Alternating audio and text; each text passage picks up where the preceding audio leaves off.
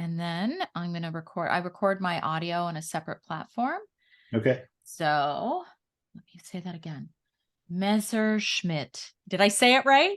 Yes. Perfect. Okay, good. All right. In 3, 2, 1. Hi, everyone. Welcome to Sandy K Nutrition, Health and Lifestyle Queen. Today with me, I have a special guest. His name is Bob Messerschmidt. And I got it right. I said it right. I'm so happy. So, following decades of obesity and associated metabolic health issues, Bob regained a healthier weight and reclaimed his metabolic health after he realized that the core driver was microinflammation. He founded COR Health, and that's COR, not CORE, in case if you're just listening. Thank you. He founded COR Health to enable everyone to better understand their microinflammation so that they too have the best opportunity to manage their best health. Now, Bob is a Williams Wright Award recipient for his contribution to industrial spectroscopy. Did I say that right, Bob? That's perfect. Yes. Okay, good. Bob had 2 successful exits before he cold emailed Steve Jobs about his third company. Steve immediately called him and soon after acquired the company. Bob then went on to work directly with Steve and others for years. Steve's vision for consumer devices in the future of health heavily influenced Bob. And aside from COR, Bob is most proud of his contribution to the Apple Watch.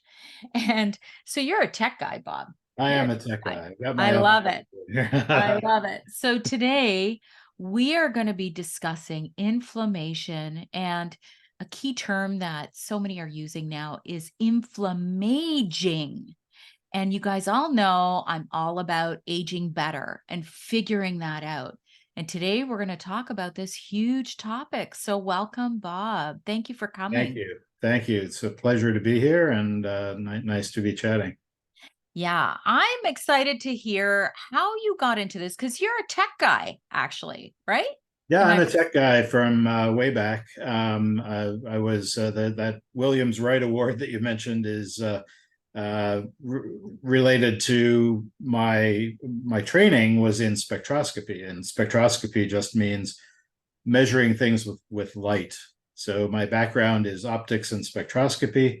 Um, and then more recently got involved in digital health because of my expertise in optics and spectroscopy. So that's been the thread through my career is measuring things that are not so difficult to measure and quantify using optics and light and spectroscopy. And of course, blood is one of those things. So doing blood measurements using optics and spectroscopy has been a thread through my career. Wow. And I mean, Steve Jobs, like that's crazy. Yeah. Well, it was 2008, and I had a startup. It was called Rare Light, and I had developed some technology, and I was looking to fundraise. I wasn't looking to be acquired, but I've been an Apple fanboy since way back. Probably, I think I got a Macintosh. Actually, my boss bought a Macintosh in 1984 when the Macintosh first came out. I'm dating myself a bit. I was just gonna say, Bob, don't date yourself. Yeah, right. And anyway, I got to use that. And anyway, I've always been a Macintosh Apple fan. And I thought for various reasons, health reasons, and sort of things that were out there in the sphere, that Steve would be interested in the technology that I was developing. And I didn't expect him to be so interested that he said, "Well, the only way this makes sense for us is if we own it." Yeah. And he said, tell me how much you want. Wow. Anyway, so that was 2008, and I then started working at Apple as a platform architect, which I don't know, in the Apple parlance, a platform can mean is basically a device, like a device category. So an iPad is a platform, iPhone is a platform, but MacBook Air and MacBook Pro are two different platforms. So anyway, that's how they divide up platforms. And platform architecture just means, really, in the Apple parlance, it just means early ideation. It's a little bit like people, I think, are more familiar with what Google X does or did. So it's really, there are all these tiger teams at Apple, led usually by one expert. They have some area of expertise, and they're trying to develop and ideate new technologies that might go in a future platform of one kind or another. In addition to the platform technology that I brought, that came to Apple through the acquisition, while I was there, I was also asked to get involved with the Apple Watch, which was not the Apple Watch yet. It was just a project. There was a lot of argument at Apple about whether it should even have health measuring technology in it. A lot of people at Apple in these early stages just really thought it was not just, but they believed that it should purely be a communication device. So as a way of teleporting your critical, information that you might normally have to pull your phone out of your pocket to get these small bits of information.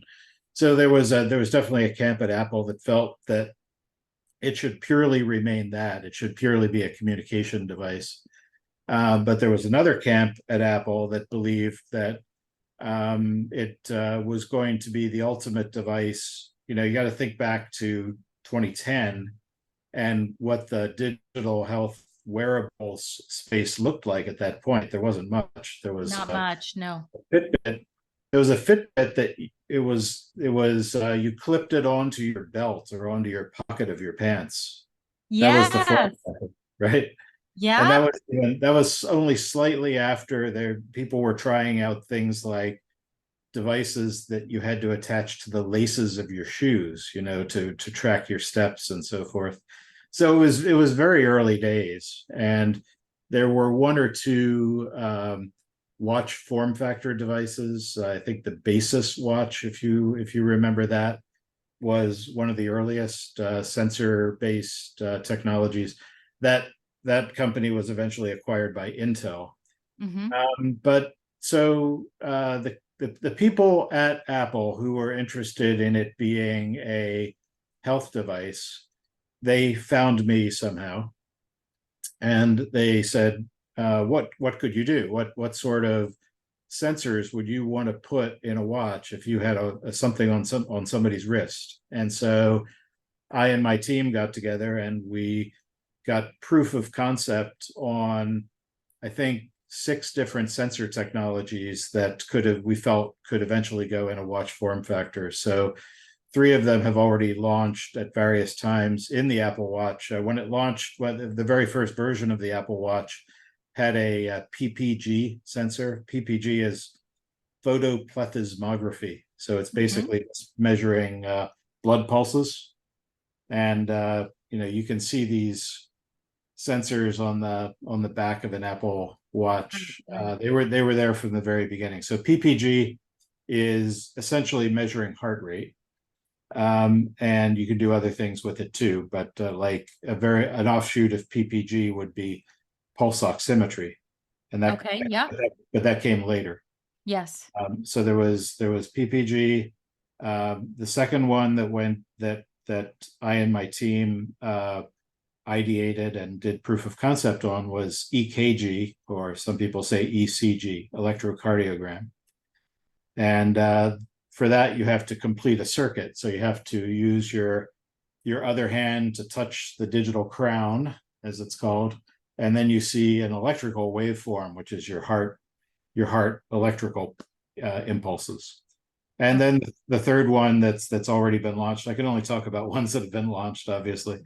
The third one that launched was a temperature sensor. So and of course, there's a pulse oximeter in there now, which is the same basic technology.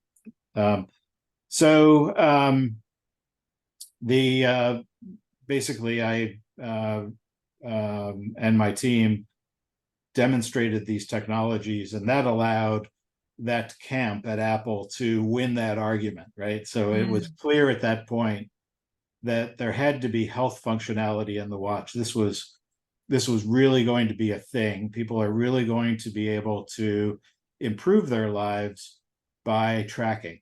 Yes. And that, I think you look at it now and that's obvious, right? But it was not. Very. It was not obvious in 2010, and so I feel, yeah, pretty proud of my contributions there. You And should be. You should yeah, be, Bob. it was pretty cool. It was pretty cool. And Well, yeah, go it's ahead. like you jumped in pretty early in Yeah, the yeah, it was. whole It was.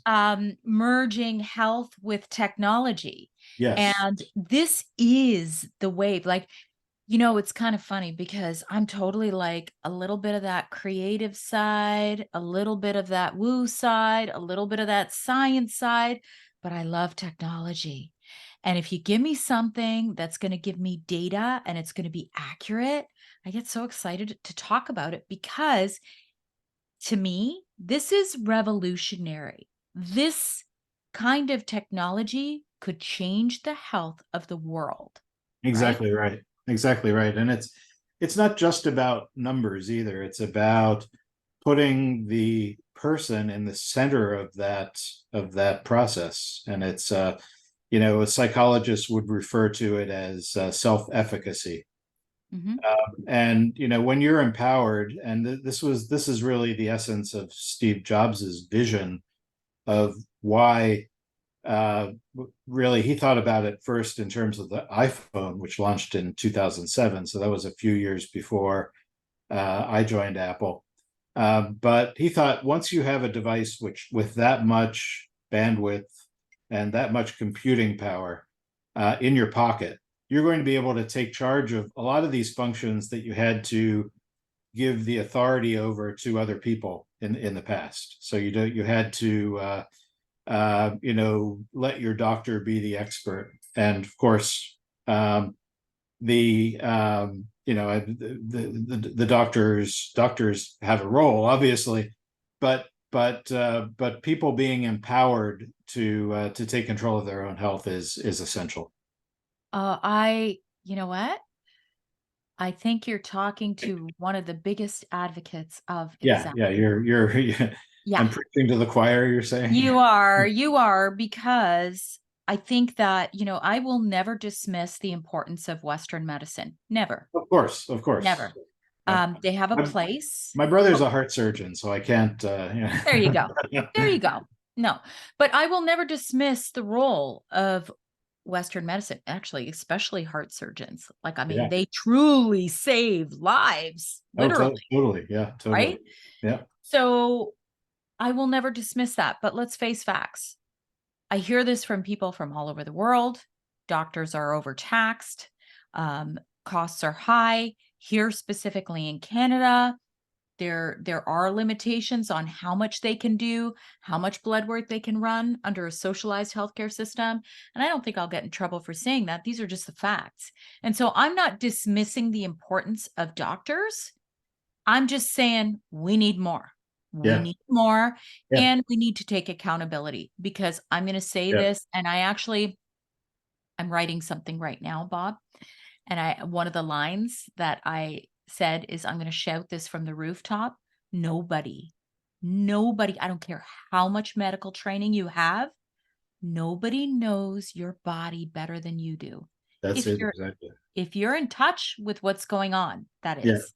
I mean, if there are other things involved, like, other factors, that's a different story. But somebody like me, there's no doctor that knows me better than me, period. Right. And there seems to be quite a lot of difference from individual to individual in terms of what Yes, will work and what won't work. And so there's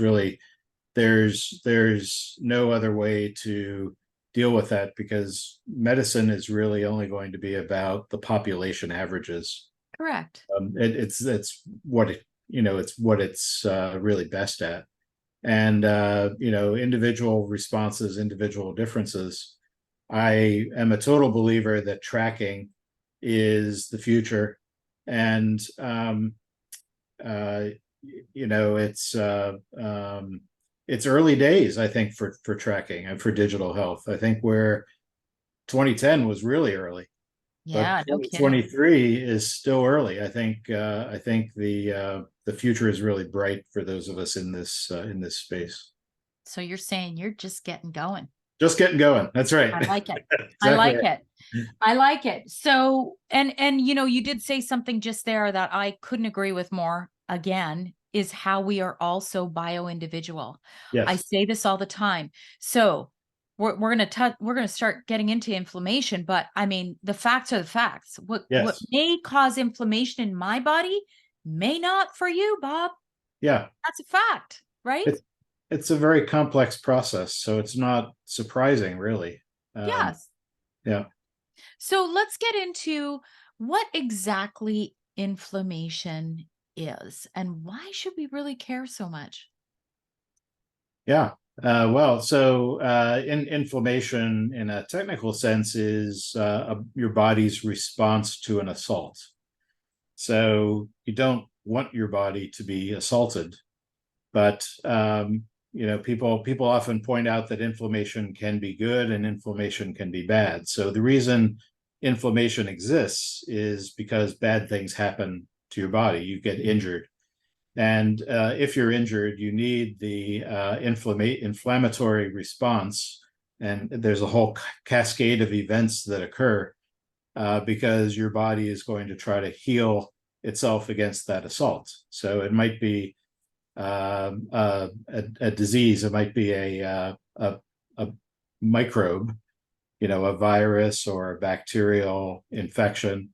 It might be a physical assault on your body, a cut, a broken limb, something like that, and or pulled muscle even. And your body is has the ability to respond to that with an inflammatory response. So that's what is referred to as acute inflammation. So acute in this sense is just meaning that it's in response to an event, right? It's a sort of I always think of it more as a temporal difference between acute and chronic. So an acute assault, acute inflammation is something that is event driven and it's resolvable. It's not long standing. Meaning, sorry, Bob. So Yeah. your own body can kind of deal with it. Yeah. Like you said, if it's an Yes. acute inflammatory process, like, you Yeah. know, I bump my arm on the door over there and I get a big purple bruise. Well, my Yeah. body's going to deal with that. And it's actually Gonna very do stuff. healthy Yeah. because your own body's going to call in the troops and say, let's go and fix that, whatever Sandy did to her elbow. Yeah. Right? Yeah. Yeah. Yeah. I don't think I'm going out on a limb if I say that, 90% of the stuff, maybe 99% of the stuff that happens to your body is going to fix on its Yes. own. Yeah. Right. So it's Yeah. always doing that. Yeah. And so there are markers of that, right? So the goal of laboratory medicine is to try to evaluate what your body is doing and trying to understand if there is a problem.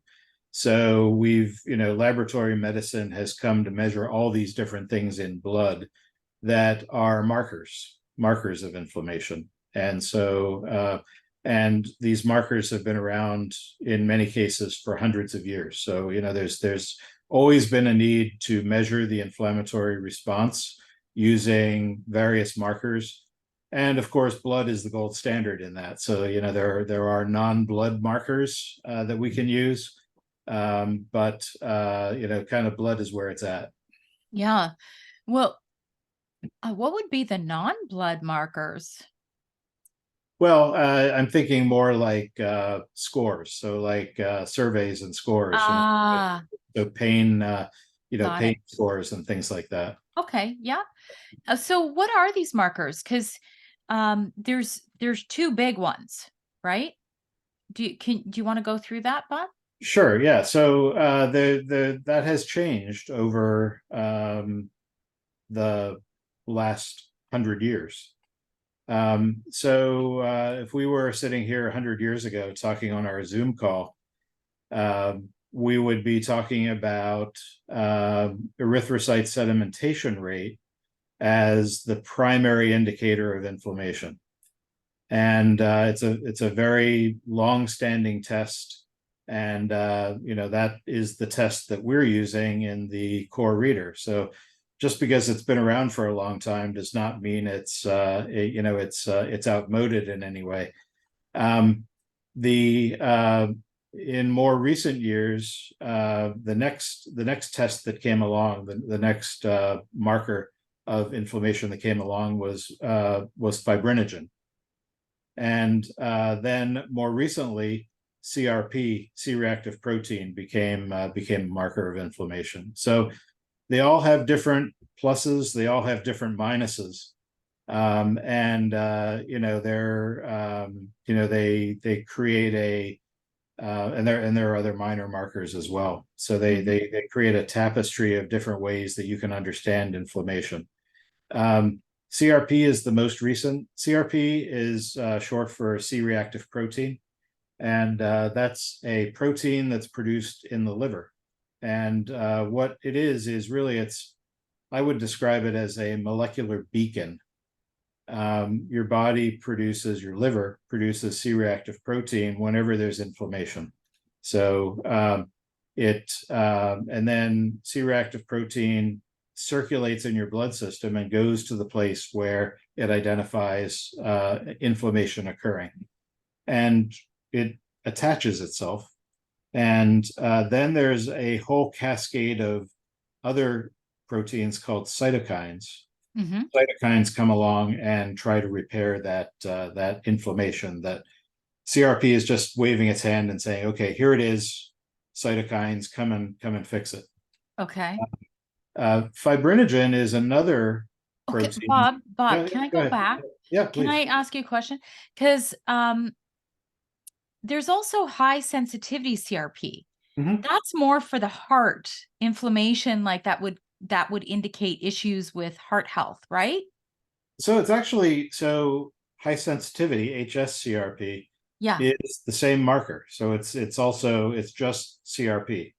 So the I'm yeah confused because yeah I thought there were two different blood tests. One was CRP only, yeah and one was high sensitivity CRP that yeah. can detect heart issues more. No? Yeah. So it's the same. They're both detected. There are two different tests, and you have to order them differently Yeah. if you're ordering a lab test. But they're both measuring the same thing. They're both measuring CRP. The HSCRP uses a different assay, so it's a Okay. different chemical means of measuring the CRP that moves the sensitivity range down, so it can detect.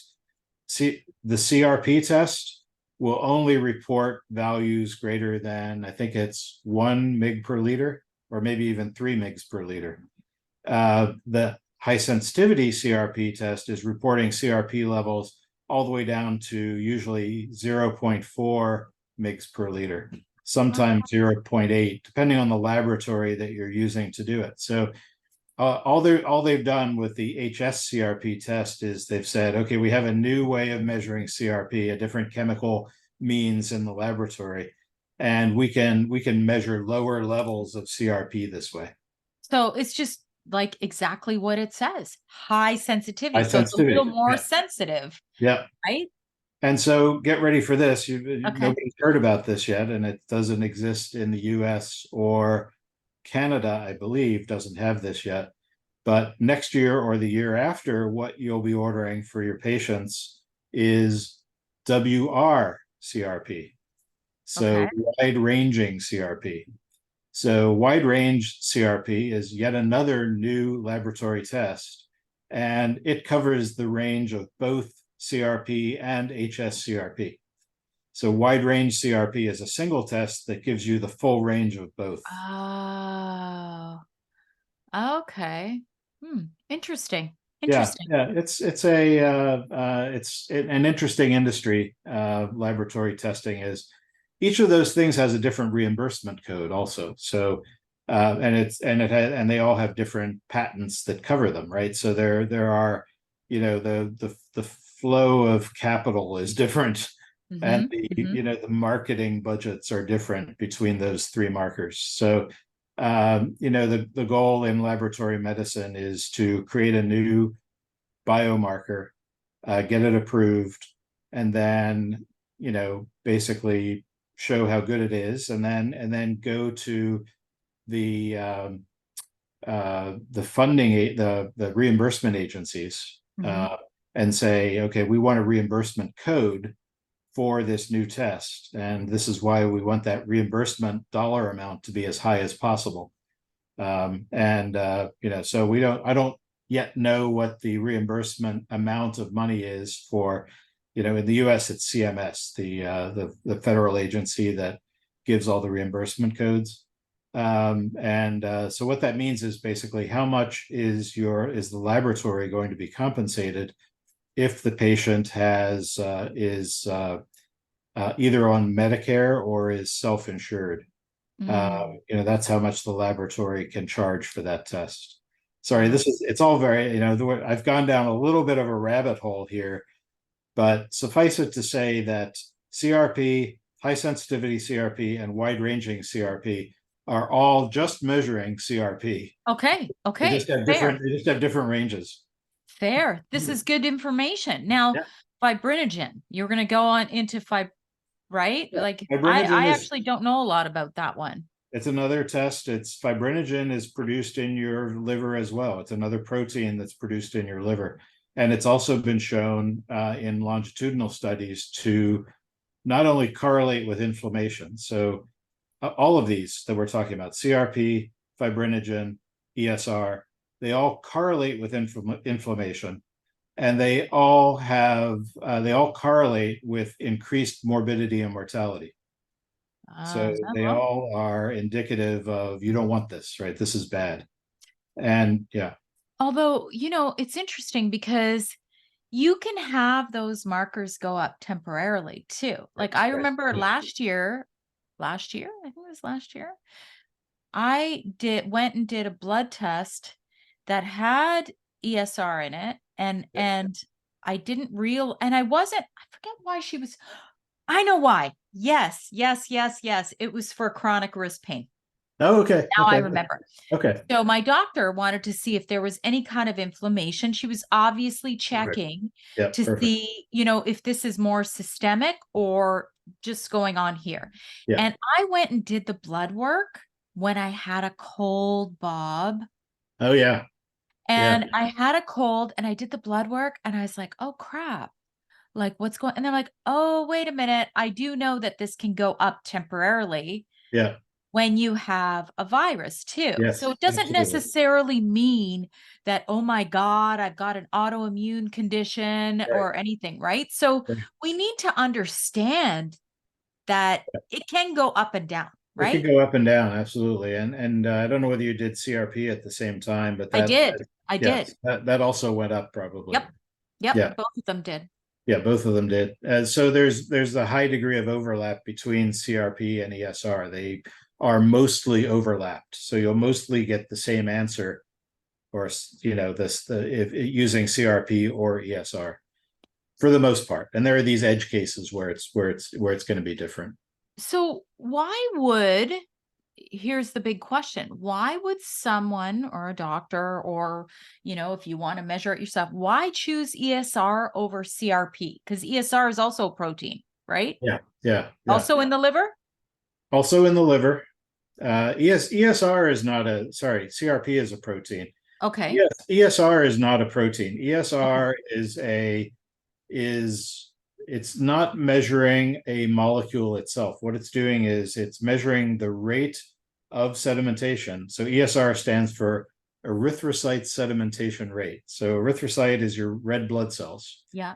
And what was observed, this is 200 years ago, it was observed that if you draw blood from a person and anticoagulate it, so you have to add some stuff to cause the blood not to clot, and you put it in a vertical glass tube and just watch it, the red cells are going to start separating from the plasma.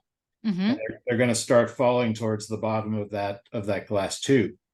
And somebody, the person who was the inventor of ESR as an important number, that person observed that it was different from person to person, and they were able to correlate it with an inflammatory response. So the faster that your blood cells sediment, that means you have more inflammation. Okay. So it's a very simple test. It's not measuring like I say, it's not measuring a molecule that's circulating in your blood, and it's not secreted by the liver, but it's measuring, I would say, in a way, it's a more direct measure of inflammation. So you don't have to go through this thunking layer of, if you will, of detecting an intermediate molecule. You're really saying, what's the current condition in your blood? What's the current condition of the amount of inflammation in your blood? And so it's really a fairly direct test of that. So I've come to really like it, and as an inflammatory marker, that combined with the fact that I was able to, so I am a technologist, as you pointed out, I was able to realize that I could measure ESR more easily in some ways, and probably most importantly, more inexpensively in a home device than I could measure CRP. So if I could measure CRP in a home device, very inexpensively, I'd probably want to do both. A lot of clinicians use one as a confirmation of the other. So, if you have a situation of your wrist pain, yep, your doctor might measure one and then the other. It sounds like your doctor measured both at the same time. yep. A lot of physicians do that too. It's kind of like everybody has their own way of doing it. But I've talked to many physicians who use one as confirmatory of the other. So CRP is high. Let's see if ESR is also high. Or if ESR is high, let's see if CRP is also high. And then they make their treatment decision based on both things together. But things are a little different in a tracking sense. So in any one given individual, if you're trying to look at your change day to day or week to week over time, you can use just one of those markers. And because they have such a high degree of overlap, they're going to give you the same information, to a large extent. So really, for me, it came down to, what can this is probably Steve Jobs, lessons, but how can I bring it to more people? And how can I use it as a way to engage people in this self-efficacy more readily? Well, getting the cost low is one thing.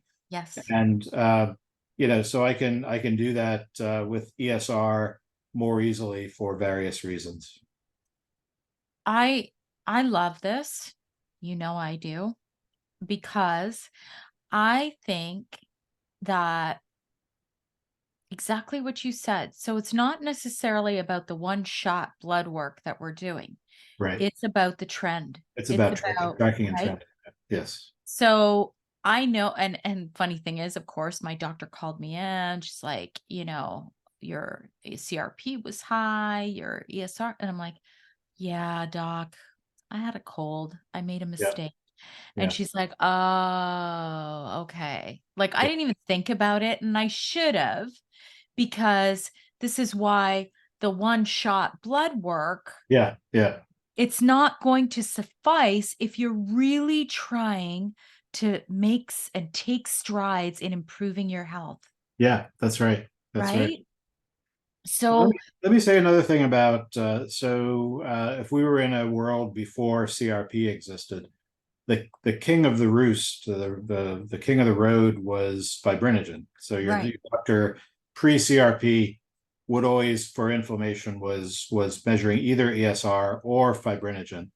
And so CRP came along, and it's really measuring very much the same. It's giving you the same answer as fibrinogen. I have a friend and colleague at Stanford Medical School, and he says that CRP really just had a better PR agent.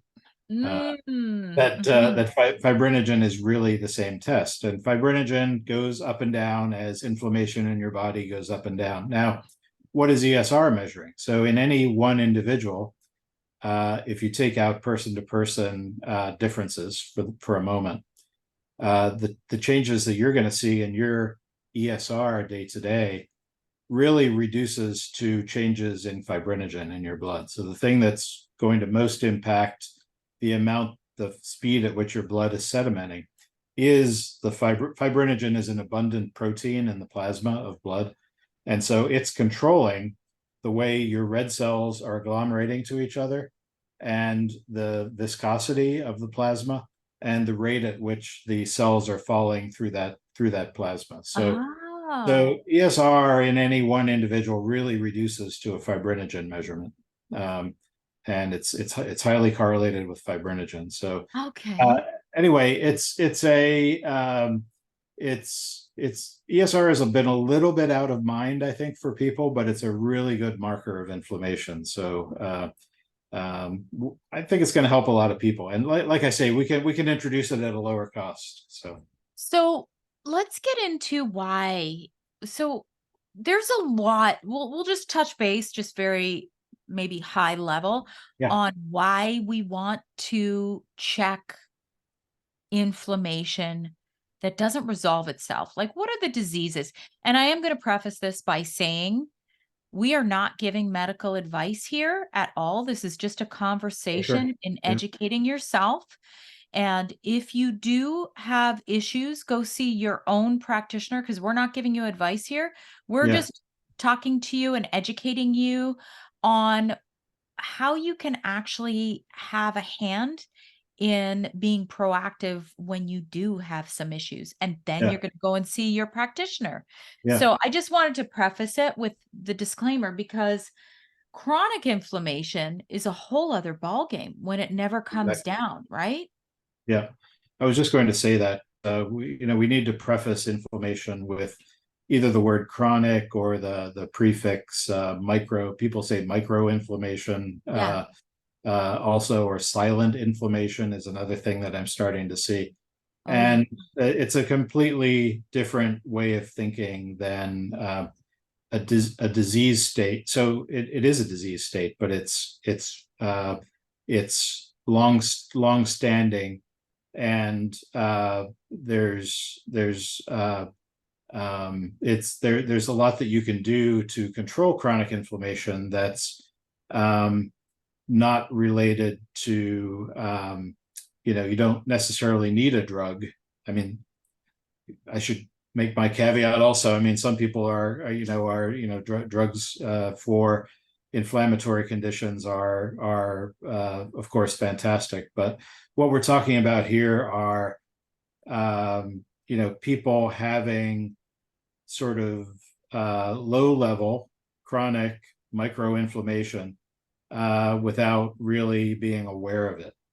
And that's And the silent part, Bob, silent right? part, absolutely, and knowing that there are things that you can do lifestyle wise to impact that, I think is everything, right? I think it's everything to be able to, I right? Yeah, well, the funny thing is, I have to say, I actually I actually just put out a post today, because in my post, I'm like, "Hey, if you wanna know if all Yeah, that partying you did at the cottage all summer yeah, long, right, maybe it's got a little more of an effect on you now that you're 52 than yeah, it did when you were 25." that's right, Right? that's right. So this is what I'm Well, talking about. It gets your head on straight, Bob, to say, absolutely, I gotta get my stuff together, yes, and I have to, start eating. And this is why we're not talking about diagnosing a disease here. exactly right, exactly right. So the idea or the thinking on chronic inflammation has changed. It's everywhere in the zeitgeist right now, right? People are tuned in to inflammation and things that they can do in their lifestyle to mitigate it.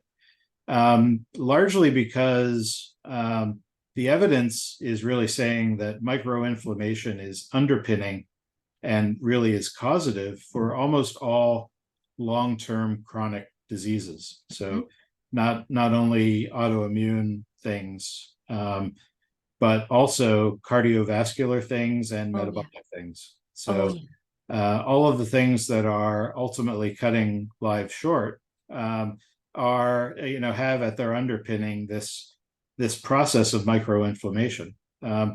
There's an interesting, it's kind of, this is out there in the literature for a long time, but I found this just truly amazing, this fact. So if you measure ESR, so ESR is a lab test, and your doctor can order it. Obviously, your doctor ordered it for you. And for any lab test, there's a reference range. And so your doctor then will say, okay, how old are you? What's your gender? What is your, what is your ESR allowed to be given your demographics? And that trends up with time. So ESR has this strange characteristic that as you get older, your ESR is allowed to be higher. And the way that's been determined is just, they took a population of people and said, okay, what's the 95% chunk in the center, and we're going to call that normal. Those people are normal. We say they are normal. And the 5% that are outside of that, those are the ones that we have to treat, right? But yeah, that's honestly, Bob, you hit a nerve here with me. This is where the whole conversation on inflammaging comes in. Yeah, that's it's right. Like, and so I'm actually certified in functional lab testing. Fantastic. So I learned that a long time ago, that those lab ranges are not based on optimal. No. There's a big difference. And I want everyone, if you're going to get anything out of this, of course, first of all, this is a pretty fantastic thing that we're talking about here. But if you're going to get anything out of this, just know that normal in lab ranges is not optimal. Exactly. Right?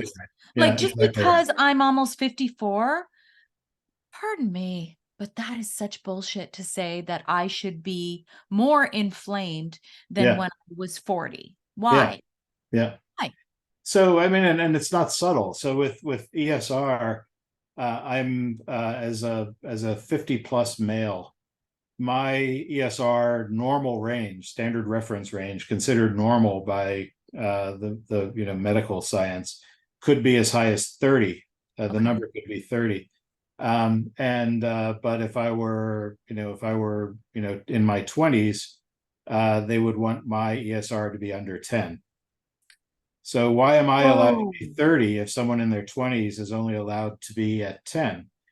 Yes, the answer is it's just because of this, the normal range that your hot button. They've done studies actually where they've looked at a population of people where they've excluded people from the data set who have overt inflammation, and they're sick, right? So they've taken sick people out. Look just at super healthy people. There's no age dependence in that group of people. See? Yeah. There's none, zero age dependence. See? So do I want my ESR to be 30? No, I want it to be sub 10. Yeah. And so that means that almost probably all of your listeners are out there running around with an ESR that is in fact elevated. And that gives us a lot of headroom to work to lower that by trying different strategies. For me, I happen to be a big fan of food-based strategies. So just superfoods. There are things that I can and did fix my inflammation through food means. So I was at one point, not too long ago, I had an ESR of 40. Which, that puts me at pretty great risk for cutting my life short, maybe by, 15 years more, shorter than the average even. It's a huge effect. Mhm. And so, but like I say, the reference range would allow me to be 30. Today I'm at 3. Oh my gosh. Yeah. That's amazing, Bob. Yeah. Yeah. So, first of all, knowing what it Wow. is, having a very simple way to know what it is, and then trying things and finding out things that are working. I choose. I choose to be a 3, and that makes me feel good for my family and my high school age daughter, that I can have an inflammation score of 3. That is so good to hear. So you're actually a real life case. Absolutely, I am absolutely. Yeah. Um, the and it was dietary means that did it for me. It was there are certain superfoods that work really well for me. They may not work for you, Yeah. uh, but you can discover and you can try. So just to be very specific, intermittent fasting was a fantastic tool for me. Dropped my numbers dropped tremendously when I started doing that. I lost weight during that process also, so they're kind of tightly correlated. For Uh, sure. and then, but it still was, I was still lingering around an ESR of 7-ish, 7 or 8-ish. And I started trying various superfoods. And it turns out that tart cherries, I've which, heard that. Yep. yeah, so they're anti-inflammatory. And we can go into mechanistically, what's going on with tart cherries, but a lot of people swear by tart cherry juice. Hmm. And that took my number right down to, like I say, 3. And Uh, it can also help you sleep, by the way, tart cherry. yes, absolutely. So I do. those I of drink it you, at night, so for that reason. yeah. So last year so I am an RHM, but I last year, Bob, I actually got I'm also premenopausal, menopausal, I don't even know at this point, but I'm kind of somewhere in between. And last year I reached a 6.1 in my HbA1c. So I was pre-diabetic. Yes, that's right. It is. So, there are other very important health metrics out there. At Yeah, that time, I didn't check my ESR. right. So, I reversed that. I reversed pre-diabetes Yep. with diet, lifestyle. Not that I lived poorly, because I've been a nutritionist for a while. Yeah, And, how humbling is that a nutritionist became absolutely. a pre-diabetic? Right. And Right. so this is the big caveat here. What works for one person may not work for the other. So what worked for me That's was right. I actually became a certified metabolic balance coach. So for me, eating with a 5-hour window of no food, no snacks, Yes. Yeah. burst that for me. That's interesting. Yeah. We might have the same genotype, because that's Yeah. exactly what works for me, a 5-hour window. Yes. So this is what we're talking about here, people.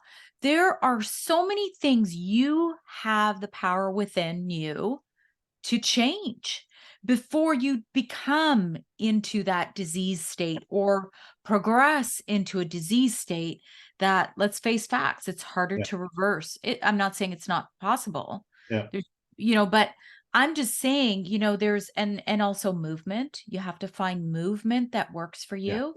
Yeah. You need to eat whole, real foods. And what that looks Huge. like is different for everybody, Yeah. right?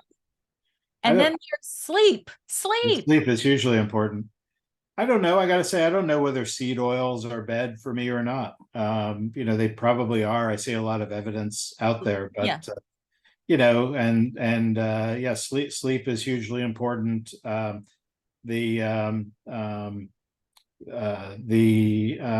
the thing that I've always liked to cook, and so I always find I can make things more healthily myself. I always feel like I'm not doing my body any favors, even if I go out to a really nice restaurant. I'm with you. I don't think they're using really great ingredients. A lot of it comes down to the oils because the anti-inflammatory oils or less inflammatory oils are more expensive, and they Yeah. might not have the flavor profile that they're looking for. So yeah, it's a challenge these days in the US, and I think Canada's the same way. I mean, you guys have your Tim Hortons, right? You probably We don't want sure do, eh? I to said A. Timmy Horton. Yes, that is true. I mean, Yes, yeah, Canadians, we have fast food at every single corner as well. And routine. yeah, oh yeah, the poutine. Yes, for sure. We've got it all as well. And really, I think so, I have teen and young adult kids as Yeah, well. yeah, And I I I see the way they eat. They don't live with me. They're in university yeah, and yeah, I you know, I try and teach them and I'm hoping that they learn sooner than later and it's almost like a rebellious thing with a mom as a nutritionist that right.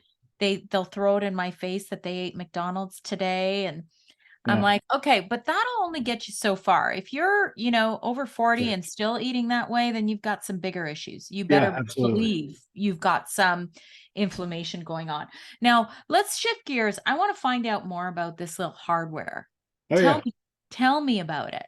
got All one right, right. that's what it looks like. That's what it looks Perfect. like. And there's a second part to it that looks like a little test tube, if you will. And Okay. we'll take the bottom off of this here, and you can probably see there's a little plastic tube inside. Yep.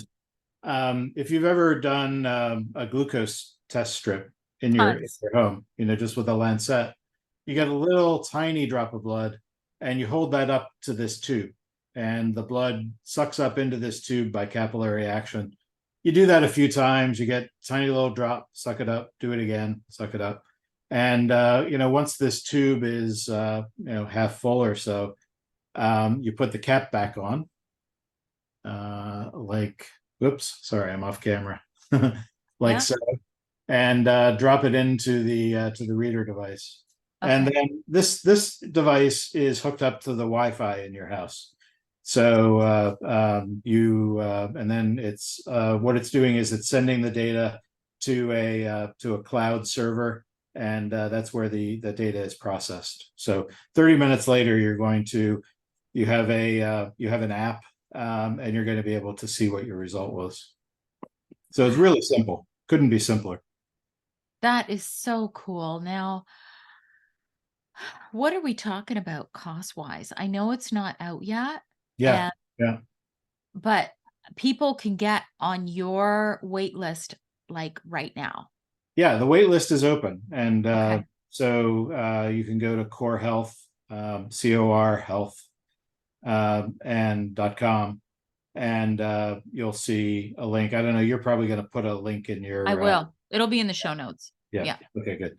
And you can sign up today, and we expect to be shipping these in December. We're going through a validation study right now. Just we need to validate all the data and make sure that everything is what we're expecting. And then we'll launch. We can't launch until we have that validation done. It's a FDA registered device. Okay. There you Yeah, go. So yeah, it is approved, yeah. It isn't now, but it will. But but yeah, it will be, and it will be. it's clinically valid data. It's not Absolutely. like, Yeah, okay, that's important to note. yeah. So your doctor could, if your doctor wanted ESR data, that could be run on this device rather than sending the blood sample off to the lab. Okay. I have another question. Yeah, So that's not the kind of thing you can share with somebody because the blood goes right like in the tube. Like that has to be your own. it does. Yeah, if you have two people in your household who are both wanting to do ESR testing, you're absolutely correct. You need two of these. Yeah, Ah, it's linked to you. Yeah. That's just the reality of medical devices. They don't share nicely. yeah, because my information, my blood would be in there, and then it Yeah. would be mixing with my husband's blood, Yeah. and Yeah. like that would be no good. No. No, no, you would. I mean, you could do that. Obviously, you could. There's nothing to prevent you from putting somebody else's sample into your device, but then it's going to be in your data, right? So you don't want that in your tracking. Right, because it's going to skew my Yeah, trend. yeah. Oh, You could delete that value, right? If you wanted to show your friend how it works, okay. your friend was over and you were having a anti-inflammatory lunch, you could do a sample and put it in the device, and once the reading comes in, then you could just delete it if you wanted to. Yeah, anyone who wants to come to my place for a big I'll be anti-inflammatory right. party, I'll be come right on over. down. Yeah. No, but I do have a question though. With the actual measuring device, you would need different that pokes your finger. Like, what is that? Oh That's yeah, what. yeah. So these are disposable. Once you've done the test, Okay, that's what I was. I'm like, you don't want to use the same no, no, no, needle. no. Okay, So okay, gotcha. this is single use, and then there's also the Lancet, which is this is the thing that you prick your Uh, finger with. These are also single use. oh, okay. You go click, and that gets a little tiny drop of blood, and Yeah, then you fill this tube, yeah. and you throw both of these components out. Okay, that makes sense. That Yeah, makes sense. And then when it goes into the actual reader, yeah, it won't, it will not like taint no, what's in the reader correct. because It's all like, contained. There's a uh, cap on the bottom. So once you have this cap on, there's no blood on the outside of right, this. it doesn't go in the container. Nope, no, Okay, it's sealed. This is sealed with there's a end cap on both ends of the blood container. that is so cool, Bob. Yeah. Now, I have another question. We're almost at an hour, by the way. I mean, I feel like we could talk Time forever. flies. I know. Um, what about other things? Do Yeah, you think yeah. that this is just the beginning? It's definitely just the beginning. So, for me, the big mission is around engaging people in this process of self-efficacy, which that's a lot of syllables. So we've shortened it at CORE. We talk about self-health. I Which like it. which basically just means self-efficacy. So it's taking control. And how can you take control if you don't know your data, right? So you need your data just like your physician needs data. I think something like 70 to 90% of all clinical decisions these days are made based on lab test results. So it's the data, right, that's informing your physician. It should also be the data informing you, quite frankly, about things that you're going to do in your lifestyle to improve your health. So that's the big mission for us. So there might be other devices down the road, which I can't talk about, but there might be other devices down the road.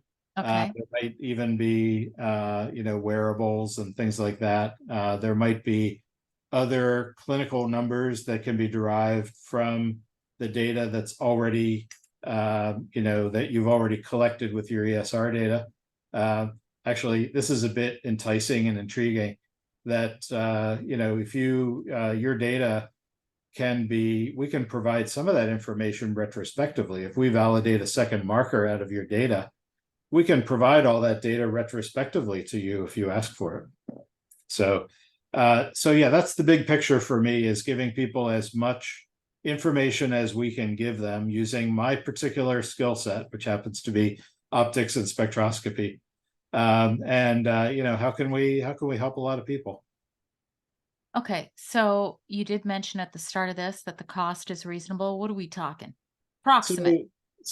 under $200. Oh, that is reasonable. Yeah, yeah. And then per test, there's a per test cost of under $20. So, okay. So would you order like a kit of the Yeah, testers?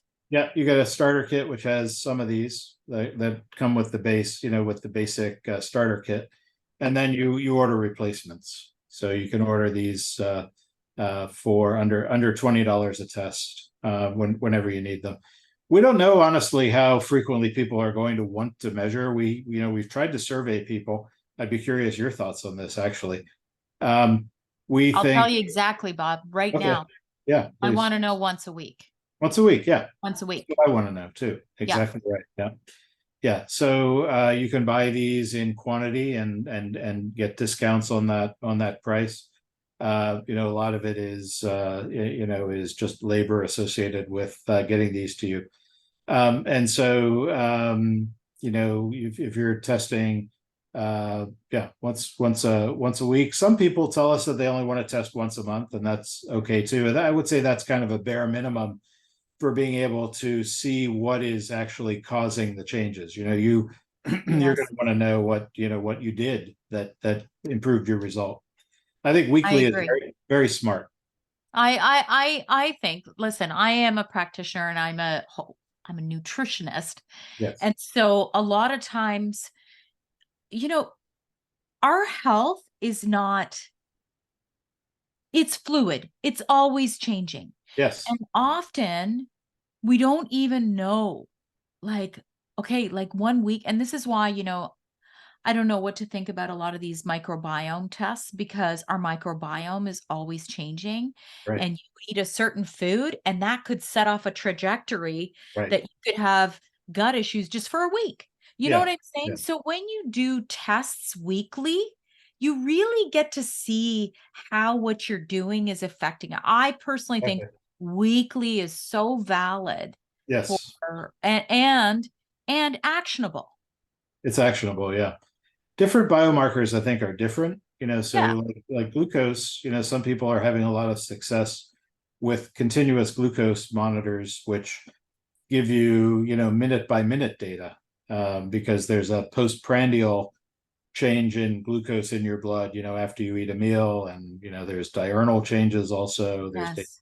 So glucose is one where you kind of want an intraday number, and but inflammation is one where week to week is going to be the right cadence, I think. I agree with you on that. Yeah. So that's actually very reasonable. And where is it going to be available? We're selling it right now just through our website. So corehealth.com. There will be channel partners. We think there will be practitioners who want to be able to offer it, as part of their practice.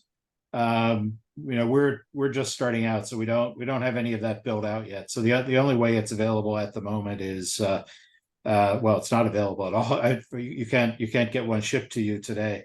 Right. It's available for the waiting list is open via our website, and that's how we'll be selling them for the near future. And do you ship worldwide? We're going to be able to no, it's the initial approval is going to be an FDA approval, and so US we have to get a different approval for Canada, really for any other country. Okay. But these are not, because of ESR being what it is, these are not lengthy approval processes. So I would Yeah. expect to be able to ship to Canada very quickly. And what about Europe? Europe also quickly. Yeah. Yeah. Yeah. Because it's like you said, ESR is a pretty standard, long-standing measurement. It's just ensuring that your device measures it correctly and Exactly right. accurately, Yeah. It's just right? there are different rules in every different country. So we need, we just need to make sure we play by the rules. Yes, of course. And then, I just thought of this. I thought, wow, how cool would this be even in your doctor's office? Yeah, absolutely. Yeah. Right? And even in Canada, Canadians, Yeah. like, don't you think it's worthwhile to pay the doctor's office $20 to find out right then and there, like if there's something pretty high, like Yes. inflammatory going on in your body? Like, Right. I think so, personally. Or even more fitness oriented businesses like gyms, and or things like relaxation techniques can lower inflammation. So massage and um, cryotherapy, things like that. Those can lower inflammation. Oh So yeah. you could see putting the device, offering it as part of those sorts of services. spa services also. Very cool The idea. Germans are big on, for example, on medical spas. So they do a lot. They have a, in Germany, if you can check into a, a 2 week treatment at a live-in, a resident spa, and they do a lot of blood testing already. So it would be a natural fit with that sort of thing. That's less popular in the U.S. I mean, there are things like Canyon Ranch, obviously, which maybe could be a partner of ours someday. Yeah, very cool. Bob, is there anything that we didn't cover off? I think we covered a ton in an hour. Is there anything else that you would like to add? I can't think of anything, Sandy. This was so much fun. Yeah. I just want to reiterate that people can go to our website, corehealth.com. We're not selling, but we can put your name on our waiting list, and obviously we'll fill orders first come, first serve. Yeah, this is a great things to come. Everyone, I suggest you check it out, check my show notes, and thank you so, so much, Bob. It's a sheer pleasure meeting you. My pleasure. My pleasure. Thanks for all the great work you do. Thank you. Okay. I hit stop on the let me hit stop there. Stop